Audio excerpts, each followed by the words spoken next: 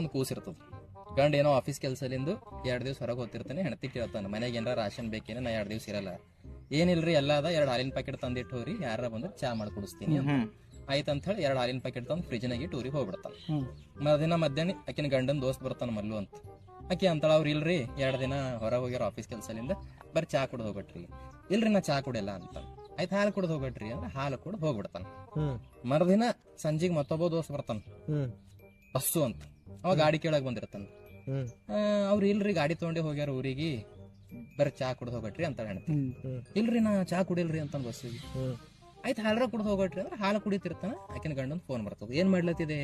ಏನಿಲ್ರಿ ನಿಮ್ ದೋಸ್ತರೇನು ಒಬ್ಬರು ಚಾನೇ ಕುಡಿಯಲ್ಲ, ನಿನ್ ಮಲ್ಲೂರ್ ಬಂದಿರು ಚಾ ಕುಡಿ ಅಂದ್ರೆ ಅವ್ರ ಬಿ ಒಲ್ಲ ಅಂತೇಳಿ ಹಾಲು ಕುಡ್ದು ಹೋದ್ರು.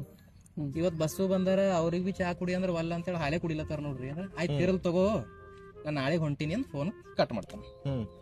ನೆಕ್ಸ್ಟ್ ಡೇ ಗಂಡ ಬರ್ತಾನ ಮನಿಗೆ, ಬಂದ್ ಫ್ರೆಶ್ ಆಯ್ತಾನ, ತಣ್ಣಗ್ ನೀರ್ ಕುಡಿಯ ಫ್ರಿಜ್ ತೆಗಿತಾನ. ಅವ ಹೆಂಗ್ ತಂದಿಟ್ಟಿರ್ತಾನ 2 ಹಾಲಿನ ಪ್ಯಾಕೆಟ್ ಹಂಗೆ ಇರ್ತಾವ ಫ್ರಿಜ್ನಾಗ.